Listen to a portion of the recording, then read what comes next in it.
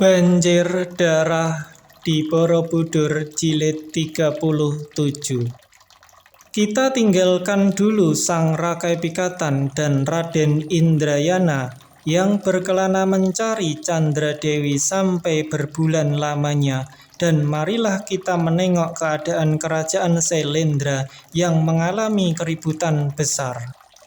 Pada hari Indrayana dan Sang Prabu Pikatan pergi, datanglah Sidakalagana memasuki hutan itu untuk memenuhi tugas sayembara, yaitu mencari dua manusia iblis, Sarpajati dan Sarpawuyung, yang menjadi syarat sayembara. Alangkah herannya ketika ia melihat mayat kedua Senopati Sriwijaya, Bangke Ular Naga Luwuk, dan mayat kedua orang manusia iblis yang dicarinya itu. Ia dapat menduga bahwa semua ini tentulah hasil karya Indrayana dan Raja Mataram. Akan tetapi, oleh karena di situ tidak terlihat kedua orang itu, Sidakalagana lalu mendatangkan kawan-kawannya untuk mengangkat semua mayat itu ke ibu kota sebagai bukti bahwa dialah yang berjasa dalam menewaskan Sarpajati dan Sarpawuyung. Sang Maharaja Samaratungga terkejut sekali melihat tewasnya kedua Senopati Sriwijaya yang diharapkan akan menang. Lebih gelisah lagi hatinya ketika bahwa yang berhasil membinasakan Sarpajati dan Sarpawuyung adalah pendeta Sidakalagana yang dibencinya. Hatinya curiga karena kemanakah perginya Indrayana dan Sang Rakai Pikatan? Sang Prabu, kata Sidakalagana dengan sikap sombong, karena aku yang dapat membuktikan mayat kedua orang iblis ini, akulah yang berhasil memenuhi syarat dari sayembara. Aku yang berhak memboyong Sang Dyah Ayu Pramodawardhani sebagai permaisuriku.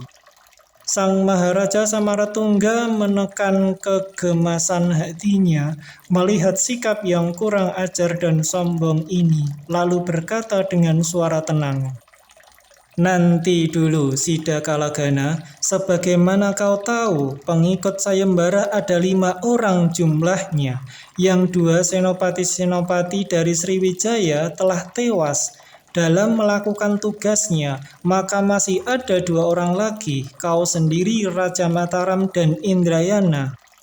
Oleh karena 2 orang muda itu belum kembali, maka kita belum menetapkan siapa yang berhak disebut pemenang.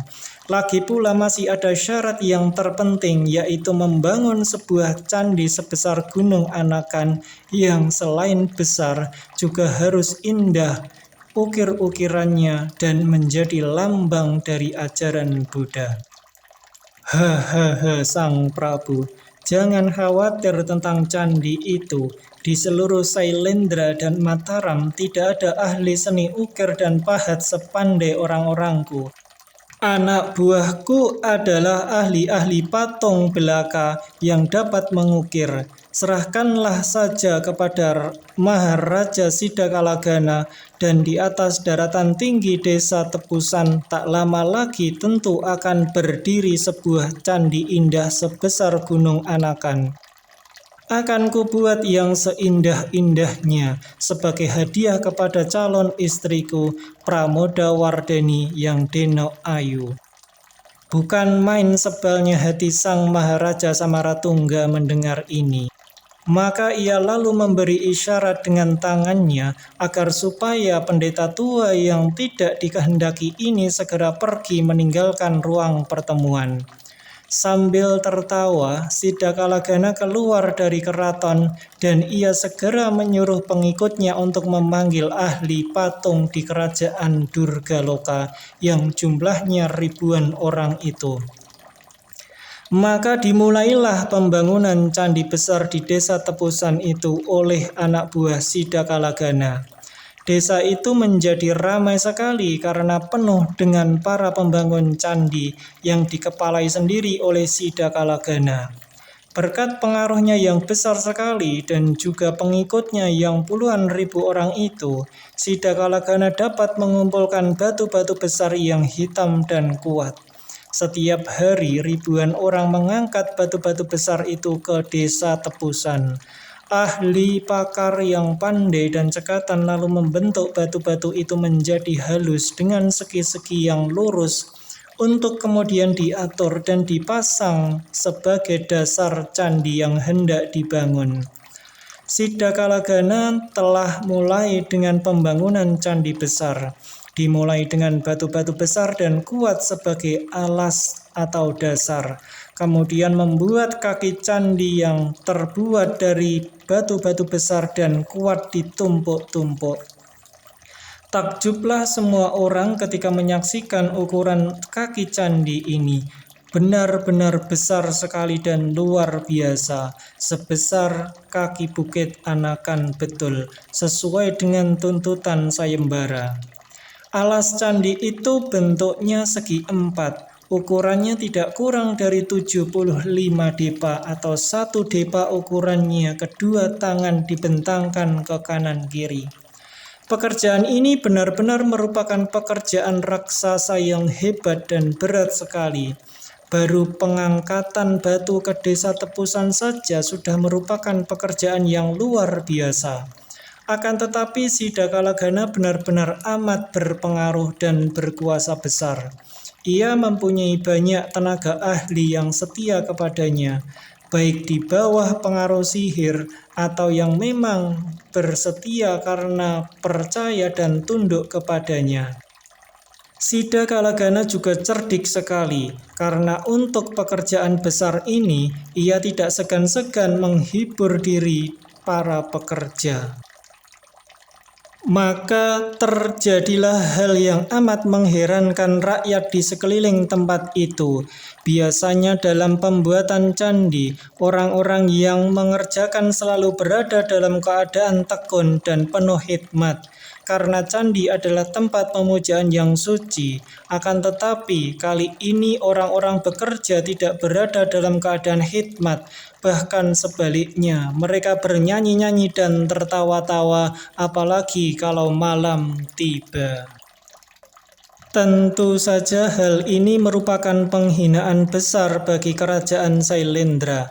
Sang Maharaja Samaratungga ketika mendengar ini menjadi amat marah.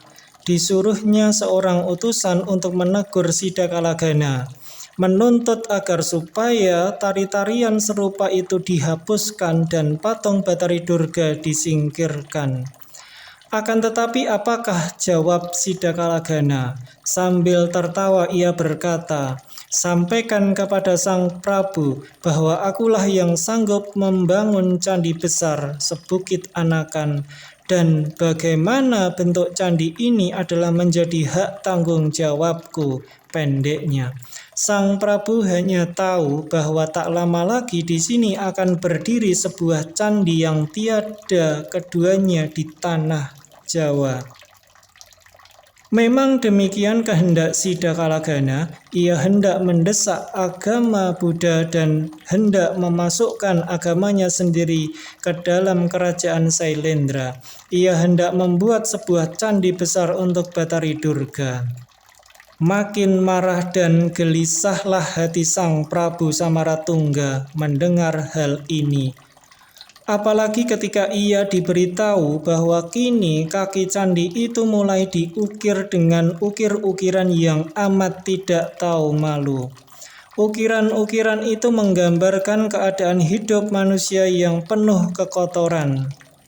Gambaran manusia dalam daerah Kamadhatu dan Kanawacara. Ukiran-ukiran orang yang sedang menari-nari, saling membunuh, perkelahian, penangkapan, dan pembunuhan terhadap binatang-binatang yang dimakan. Bahkan digambarkan pula hal yang tidak patut terjadi. Sang Prabu Samaratungga lalu mengadakan persidangan dengan para penasehat dan senopati, perwira, dan juga diantaranya para wiku dan pendeta Buddha. Hadir pula dalam persidangan itu Mahawiku Dharma Mulya dan pendeta Buddha dari Hindu yang bernama Wisnanda. Gusti Wiku Dharma Mulya berkata mengajukan usulnya, Perbuatan Sidakalagana benar-benar menghina kita dan juga amat berbahaya. Kalau sampai pengaruh ilmu hitamnya itu menjalar dan mempengaruhi jiwa para rakyat jelata, maka akan banyaklah kaula yang terpikat oleh ketersesatannya. Oleh karena itu, menurut pendapat hamba, lebih baik Sidakalagana disirnakan sebelum ia mendatangkan malapetaka yang lebih hebat lagi. Akan tetapi ia adalah seorang peserta sayembara yang berhak melakukan tugasnya untuk menempuh syarat sayembara. Bukankah akan merendahkan nama kerajaan Sailendra apabila kita menyerang dan membinasakannya dalam tugasnya menempuh sayembara? Lagi pula Sidakalagana terkenal amat dikdaya dan sakti mandraguna. Siapakah kiranya yang akan dapat menandinginya? Tidak demikian kiranya, Gusti Sinuhun. Memang seorang peserta tidak boleh diganggu, akan tetapi kita mempunyai alasan kuat untuk menyerangnya, yaitu oleh karena Sidakalagana sebagai seorang peserta sayembara ternyata tidak memenuhi syarat dan tidak menurut perintah. Bukankah sayembara itu menuntut agar supaya ia membuat sebuah candi besar lambang agama Buddha? Akan tetapi bukan saja ia tidak membuat candi seperti yang telah ditetapkan, sebaliknya ia malah menghina agama kita dan melakukan hal-hal yang melanggar kesusilaan yang kita junjung tinggi. Hal itu saja sudah cukup menjadi alasan kuat untuk membinasakan pendeta siluman itu. Sembah Mahawiku Dharma Mulya, memang benar apa yang dikatakan oleh Saudara Mahawiku Dharma Mulya. Sang Maharaja tiba-tiba Wisananda berkata, "Adapun untuk menandingi Sidakalagana, hamba sanggup untuk mencoba kepandaian hamba." Wajah Sang Prabu Samaratungga menjadi tenang bahwa hatinya girang mendengar ini. Wisananda, engkau adalah seorang tamu yang terhormat di kerajaan Sailendra dan menjadi pembantu Mahawiku Dharma Mulya. Kalau kau sanggup menolong kami menghadapi Sidakalagana, maka kami akan berterima kasih sekali kepadamu. Sudah menjadi kewajiban hamba untuk mencoba menyirnakan segala perbuatan yang tidak benar, Sang Maharaja. Maka diaturlah rencana untuk menghadapi Sidakalagana. Mahawiku Dharma Mulya sendiri bersama pendeta Wisunanda dengan membawa pasukan dan para pendeta Buddha akan mendatangi Sidakalagana dan memberi peringatan keras. Malam itu bulan purnama menerangi permukaan alam jagat raya. Keadaan di kaki candi yang sedang dibangun serta di pesanggrahan-pesanggrahan yang dibangun di sekitar candi itu amat ramai. Dari jauh sudah terdengar suara gamelan dan teriakan-teriakan orang yang sedang mengadakan tarian. Patung Betari Durga yang besar itu nampak seakan-akan hidup terkena cahaya sang candra. Sidakalagana seperti biasa duduk di kursi dekat patung itu, menerima penghormatan para penyembahnya dan menikmati keindahannya.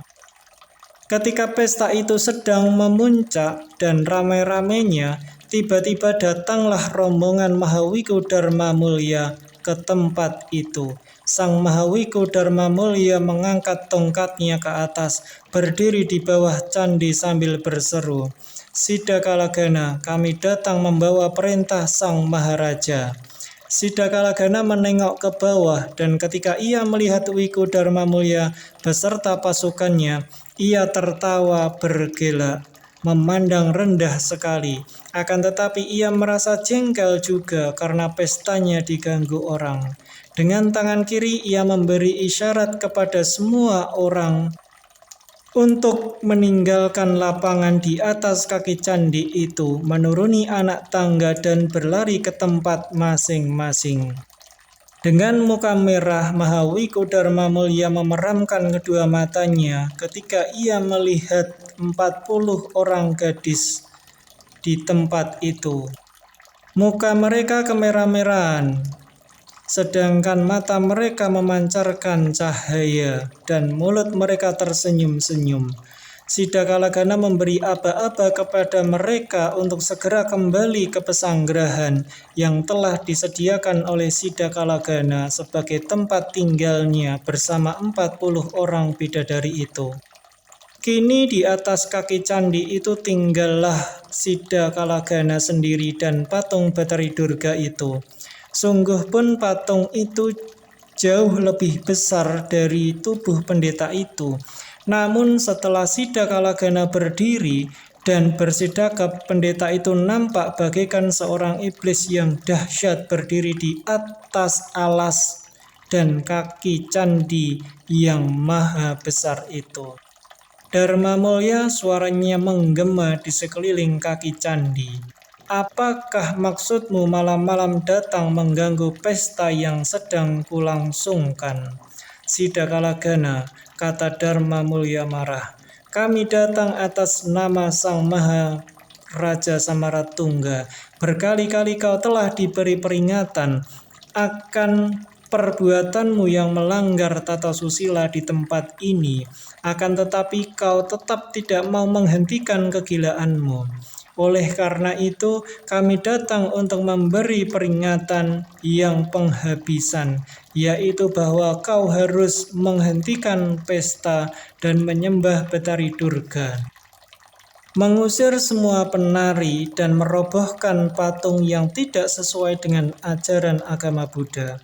Ingat bahwa candi yang dibangun harus merupakan lambang kebesaran agama Buddha, maka ukiran-ukiran di kaki candi itu pun harus dirubah pula sesuai dengan kehidupan Sang Buddha yang Maha Agung.